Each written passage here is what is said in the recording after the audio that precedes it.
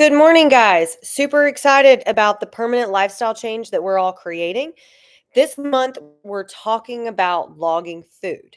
So, if you are new to logging food, I want you to go back and watch all of the videos that I've created because this month, what we're doing is actually creating a habit of logging your food before you eat and logging your food in general instead of trying to meet macros and being super stressed about it. I just want you guys to show up, grab an app, put all your food in the app, and start to become aware of what you're eating.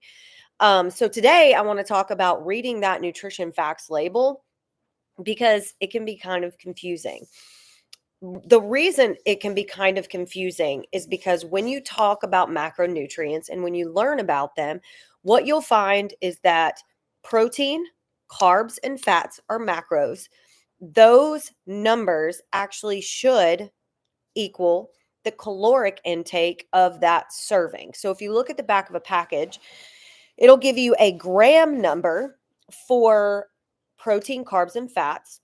What you do is you multiply the protein by 4, multiply the carbs grams by 4, and you multiply the fat by 9.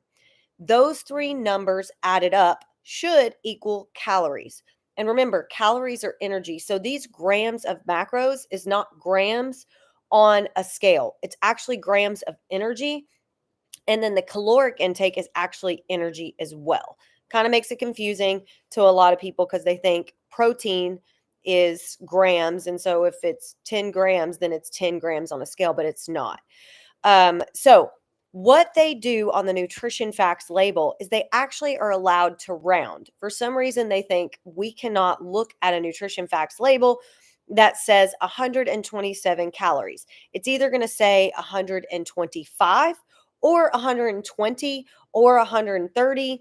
So it's going to go above and below. So if you have 127, it'll be 125 or 130. So just so you know, when you multiply the protein, carbs, and fats by those numbers 4, 4, and 9, it will not equal typically the caloric intake on the nutrition facts label. Why is this important? When you are logging food in an app and you're scanning the back of a package, most of the time, what will happen is it will pull the numbers from the package, which makes things wonderful. However, if it pulls the protein, carbs, and fats and the calories, the caloric intake is actually going to be incorrect. So if you use a lot of packaged items all day long, then you might be up or down a little bit with those calories. So this isn't really that important if you're just focused in on macros. But if you're one of those people that's focusing on calories, this is off. And basically what you want to do, and this is why we do this, I have my own app for my company. We take our protein, carbs, and fats and put them into a equation inside the app, and then coming in the next week or so, we're actually going to be able to log all of our food inside our app. So when you join my company, you don't have to pay for a food app. You actually get that when you are a part of the program.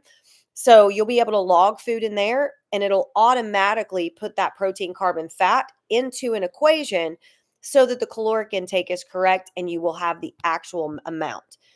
This is not that big of a deal. The caloric intake's not going to be that big of a deal, but it is good education to know, especially when you look at the back of the package and you see those round numbers. Sometimes it's even off by 10. So if it's 109, it might say it's a 100-calorie bag, but it actually is more like 110. Hope this helps, guys. When you look at those ingredients and those macronutrients on the nutrition facts label, this way you can be more educated.